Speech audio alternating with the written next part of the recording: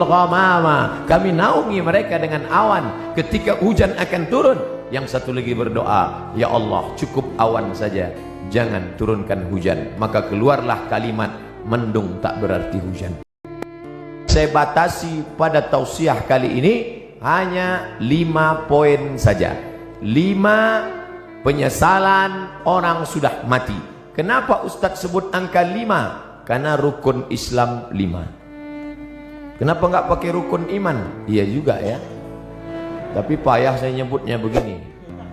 Ada 5 supaya Bapak Ibu pulang mudah ngingat. Saya termasuk penceramah yang tidak pandai ceramah ngalor ngidul. Ada orang ngomong bisa semua dia bahas. Dari Donald Trump sampai Donald Bebek bisa dibahas. Saya tidak pandai. Yang pertama, orang mati menyesal karena tidak bersedekah. Yang kedua, lau kunna nasma'u, andai kami mau mendengar, au naqilu, kami mau berpikir, kami tidak akan menjadi penghuni neraka sa'ir.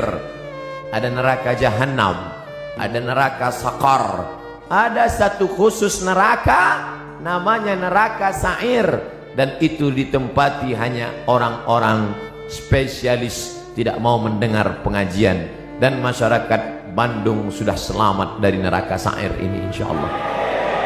Ibu-ibu membawa anaknya di atas panas terik dari mulai jam 1 tadi. Kenapa cepat betul datang? Salah baca pengumuman. Dia berdoa kepada Allah, ya Allah turunkanlah awan. Akhirnya awan mendung datang, hampir saja hujan.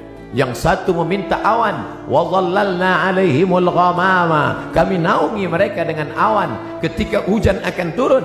Yang satu lagi berdoa, ya Allah cukup awan saja, jangan turunkan hujan. Maka keluarlah kalimat, mendung tak berarti hujan. Di luar sana mereka tenang, di dalam ini malah kepanasan. Saya merasakan panas luar biasa tadi, tapi begitu naik ke mimbar ini, berkat doa Bapak Ibu terasa hawa sejuk datang menghampiri sujud. Rupanya kipas hidup di belakang. Bapak Ibu yang dimuliakan Allah Subhanahu wa taala, lau kunna nasma'u, andai kami mau mendengar, au naqilu, kami mau berpikir, maka tak mungkin kami masuk dalam neraka sa'ir. Betul kata Pak Kang Aher, bahwa yang ada di depan saya ini orang yang sudah mau mendengar semua. Mereka mau datang ini kan karena mendengar Samsung, mendengar Sony, mendengar Panasonic, mendengar Nokia. Ada satu yang orang kita mendengar Oppo. Tapi di luar sana masih banyak orang yang tidak mau mendengar. Ustadz Abdul Somad tidak pernah mengajak orang ke jalan Allah, karena yang ada di hadapannya ini memang sudah berada di jalan Allah. Tapi di luar sana masih ada yang tidak di jalan Allah. Memang tidak. Kenapa? Mereka di jalan Jenderal Sudirman. Mereka belum di jalan Allah. Mereka masih berkutat dengan narkoba, dengan zina, dengan lem kambing, dengan pacaran, dengan seks bebas, mencari kenikmatan di night club, apa namanya, tripping, apa namanya, dugem, apa itu, duduk sambil gemetar. Siapa yang menceramahi mereka di dalam? Ada hamba-hamba Allah, gayanya tidak seperti ustadz, dia tidak pakai sorban, dia tidak pakai peci, dia biasa saja. Tapi dia masuk ke night club, dia masuk ke diskotik, dia duduk, yang lain minum mabuk, dia minum air putih. Ketika ada orang bertanya, mas nggak mabuk? Sudah bosan mabuk, saya sudah tobat. Ngapain kemari? Saya mau menceramahi penghuni-penghuni neraka jahanam ini. Tapi orang tidak berani melawan dia. Kenapa? Ototnya tegap. Dan mereka, jadi nanti kalau ada anak muda pergi ke diskotik, tidak semuanya mau buat dosa, tapi ada juga yang mau ceramah. Ustadz kok tahu? Ada sinetronnya. Bapak Ibu yang dimuliakan Allah, siapa yang menyelamatkan mereka? setelah dia mengajak orang-orang yang berada dalam lembah dosa kegelapan ini taubat ke masjid, sampai di masjid barulah berceramah Abdul Somad. Assalamualaikum warahmatullahi wabarakatuh. Waalaikumsalam. Orang semua melihat, oh, Ustadz Somad ternyata yang membawa hidayah. Bukan, Abdul Somad menceramahi orang. Maka ini tidak disebut majelis dakwah. Ini bukan pertemuan dakwah, tapi ini pertemuan mahabbah, orang-orang yang berkasih sayang karena Allah. Mudah-mudahan kita berkasih sayang karena Allah. Nanti sampai masanya dicari oleh malaikat, ainal muta'abbuna bi jalali, mana orang yang dulu di dunia berkasih sayang karena aku.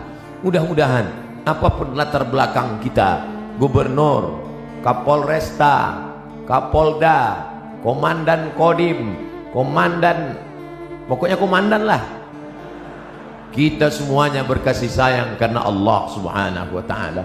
La ilaha illallah, la ilaha illallah, alaiha nahya, dengan itu kita hidup, wa alaiha namutu, dengan itu kita mati, wa biha nub'atsu, dengan itu kita akan dibangkitkan di padang mahsyar. Ya Allah, jadikan akhir kalam kami saat malaikat maut mencabut nyawa kami, yang keluar dari mulut kami nanti la ilaha illallah. Bapak Ibu yang dimuliakan Allah, maka gunakan telinga. Kawan-kawan kita yang belum memakai telinga, maka ajak dia menggunakan telinganya.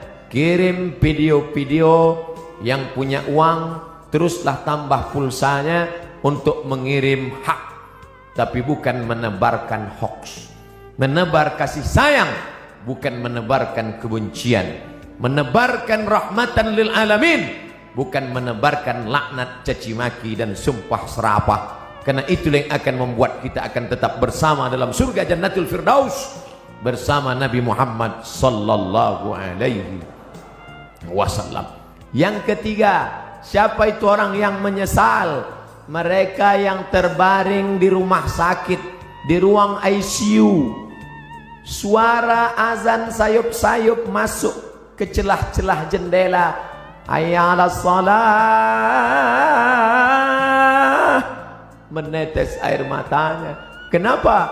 Karena dulu waktu sehat orang azan dia laga ikan cupang. Orang azan dia tetap main game online PlayStation, bahkan mengejek-ejek orang sholat. Hayya 'alas shalah, kamu aja duluan lah. Padahal mestinya dia katakan la haula wala quwata illa billah. Tapi sampai masanya dulu kau berotot tegap, tapi akhirnya kau seperti bunga mekar, layu, kuning, mati. Berapa banyak dulu yang berotot tegap, sebelah kiri tatu ular kobra, sebelah kanan singa. Sekarang begitu keriput, kucing kena minyak. Mana suaramu yang menggelegar dulu? Mana kumis tebalmu dulu? Nanti saya cerita kumis, yang berkumis tersinggung. Mana badanmu yang tegap dulu? Yang tegap tersinggung. Lalu yang mau saya omongin apa? Tidak ada, keperkasaan hilang, tak bermakna. Tapi kalau pernah kau bawa kakimu ke masjid solat berjamaah, wa naktubu ma qaddamu wa asarahum, kami tulis langkah-langkah tapak kaki mereka.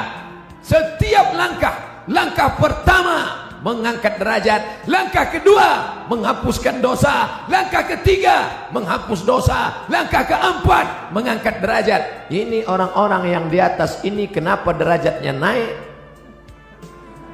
Karena mereka berjalan kaki datang ke masjid. Karena jalan kaki itulah terlambat, maka naik ke atas. Kami datang cepat Pak Ustadz. Ya, karena cepatlah bisa masuk ke dalam. Kalau tidak tentu di luar. Tapi Allah tidak lihat itu. Yang dipandang adalah ketulusan, keikhlas kita lillahi ta'ala. Makanya usolli fardal maghribi 3 raka'atin adaan ma'muman lillahi ta'ala. Nawaitu shawma ghadin an ada'i fardhi syahri ramadhana hadhihi sanati lillahi ta'ala. Labbaik Allahumma labbaik labbaik la syarika lak labbaik, labbaik Allahumma labbaik. Begitu kalau saya pembimbing hajinya, pembimbing umrahnya, labbaik Allahumma labbaik, labbaik la syarika lak labbaik. Datang pembimbing dari Jawa Barat, Ustadz mah terlalu keras atuh. Mari mikrofonnya, labbaik Allahumma labbaik, labbaik la syarika lak labbaik. Kamu dari mana? Saya dari Jawa Barat, Ustaz. Oh, pantasan lembut. Innal hamda wan ni'mata lak wal mulka la syarika lak. Jamaah tertidur. Datang saya ambil lagi mikrofon. Labbaik Allahumma labbaik. Jadi nampaklah bahwa kerasnya suara saya bukanlah karena marah, tapi karena mengusir setan. Setan yang sedang menggoda. Datang setan membawa kipas, lalu dia kipas, tenang, tenang, tenang. Itu namanya setan manual. Sekarang setan digital, dibawanya AC. Orang pun tertidur. Itulah mengapa tadi protokol bertakbir berapa kali. Saya sudah ceramah setengah jam, setengah 5, sekarang pas jam 5. Saya dari tadi melihat ke atas. Tolong ibu-ibu jangan suuzon, saya bukan melihat perempuan, melihat jam dinding. Saya sudah ceramah setengah jam belum ada bertakbir. Kenapa? Karena saya melihat jamaah masih lagi menatap. Tapi ketika jamaah sudah mulai menunduk, itu saya bertakbir. Allahu Akbar. Masya Allah, jangankan setan, saya aja ngeri mendengar. Lari mereka semua. Tapi ada orang-orang yang menyesal di akhirat. Kenapa? Bolak-balik teriakan Allahu Akbar, memanggil, tapi dia tidak mau datang. Allahu Akbar, Allahu Akbar. Yang disalahkannya malah imam. Kamu kenapa nggak ke masjid? Imamnya lagunya terlalu slow. Akhirnya datang imam metal. Allahu Akbar, Allahu Akbar. Tetap juga dia tidak datang. Kenapa? Karena memang hanya mencari-cari alasan. Beragama mencari kebenaran, bukan mencari pembenaran. Tapi cerita masalah solat berjamaah di Jawa Barat, mubazir. Cerita masalah solat berjamaah di Bandung, mubazir.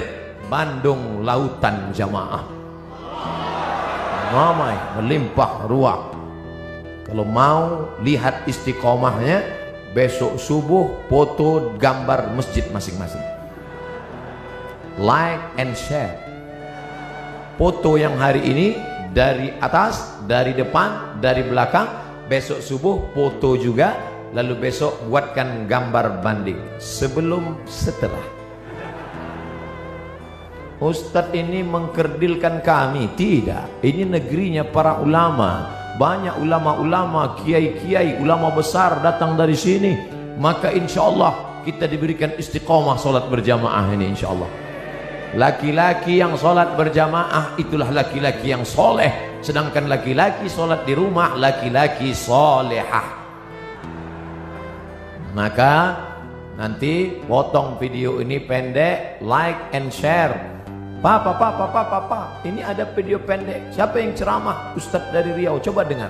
Laki-laki yang sholat di rumah, laki-laki solehah. Nyindir saya ini. Enggak, Ustadz itu ceramah bebas aja. Dia enggak pandai sindir menyindir. Saya termasuk penceramah yang tidak bisa dipesan isi ceramahnya. Saya ceramah sesuai apa yang mau saya sampaikan. Bahkan ada terkadang kalau saya ceramah di kantor dinas, sengaja itu orang pesan panitia, Ustadz jangan cerita masalah jilbab, karena istri kepala dinas belum pakai jilbab. Langsung saya ceramah, siapa yang tidak pakai jilbab, membuka aurat, suaminya itu dayus, tidak ada rasa cemburu. Yang ngundang saya udah hancur dunia pesantren. 3 bulan gak diundang Ustadz Somad. Pengajian rutin mingguan, challenge. Setelah 3 bulan, ditelepon lagi. Assalamualaikum Ustadz. Waalaikumsalam. Nanti datang ke kantor lagi ya. Iya. Loh, kemarin katanya nggak boleh. Alhamdulillah Pak Ustadz, yang kemarin melarang sudah mati.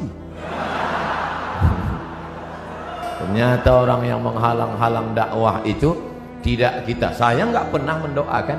Saya tidak pernah mendoakan yang jelek-jelek. Kalau ada orang menghadang, menghalang, membentengi, selalu saya katakan, ya Allah, tiupkan angin hidayah ke dalam hatinya, bukakan ya Allah. Tapi kalau tidak terbuka juga, tiupkan angin puting beliung sekalian. Tidak boleh. Tidak boleh mendoakan yang jelek-jelek. Kita tetap mendoakan seperti tuntunan Nabi Muhammad sallallahu alaihi wasallam. Patah giginya, berdarah pelipisnya, tapi dia tidak doakan yang jelek. Tetap yang dia mintakan, Allahumma hdi qaumi, berikan hidayah kepada kaumku, fa innahum la ya'lamun. Mereka berbuat itu karena tidak tahu. Alhamdulillah, yang datang di Masjid Raya tidak hanya orang-orang tua, tapi anak-anak muda hadir. Dari mana Ustaz tahu anak muda? Dari suara takbirnya. Dari mana Ustaz tahu anak muda? Dari semangat mau bersalamannya. Dari mana Ustaz tahu anak muda? Mereka banyak yang berdiri. Orang tua mana sanggup berdiri? Menunjukkan mereka adalah anak-anak muda. Semangat mereka luar biasa. Sab'atun yuzilluhumullah, 7 golongan yang akan mendapatkan naungan Allah. Yauma la zilla illa zilluh, hari itu tidak ada naungan kecuali naungan Allah. Satu di antaranya, syabun, anak muda, nasha'a fi ibadatillah, anak muda yang tumbuh dalam beribadah kepada Allah. Mudah-mudahan kalian termasuk dalam satu golongan itu.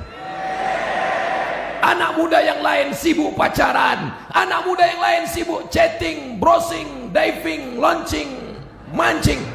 Anak muda yang lain sibuk memikirkan motornya, anak muda yang lain sibuk memikirkan malam minggunya, pacarannya. Tapi kalian malah sibuk memikirkan bagaimana dakwah di masjid ini tetap hidup. Kalianlah pejuang-pejuang, kalianlah tentara-tentara Allah di atas muka bumi. Abdul Somad boleh mati, besok pagi dia akan mati, tapi akan ada 1000 Abdul Somad yang akan menolong agama Allah. Makanya kalau ada orang berkata, Ustaz istirahatlah, nampaknya sudah lelah sekali. Kalau saya lihat wajah Ustaz nampaknya 2 kali Jumat gol ini. Tidak, karena sampai masanya malaikat maut mencabut nyawa, disitulah kita akan mati dalam keadaan tersenyum. Kenapa tersenyum? Karena sebelum malaikat Israel mencabut nyawa, datang malaikat berbisik. Apa kata malaikat? La takhafu, jangan kau takut, wa la tahzanu, jangan kau sedih, wa abshiru bil jannah, maka engkau berbahagia mendapatkan surga allati kuntum tu'adun, yang dijanjikan Allah untuk orang-orang yang istiqamah. Berdoa supaya hati hijrah, mantap. Tapi lebih besar lagi supaya istiqamah dan mati dalam keadaan husnul khatimah. Berpisah kita dari majelis ini saya tidak sedih, karena kita tetap bertemu dalam doa. Doa saya dari Riau, doa sahabat-sahabat dakwah, doa Bapak Gubernur, doa Bapak Kapolda, doa Bapak Kapolresta, doa Bapak Komandan Kodim akan bersatu di pintu langit, sama-sama meminta, saling mendoakan. Mudah-mudahan pemimpin-pemimpin kita dilunakkan Allah hatinya untuk menolong agama Allah. Dan mereka pun mendoakan saya, mudah-mudahan Ustadz Somad mati dalam keadaan husnul khatimah.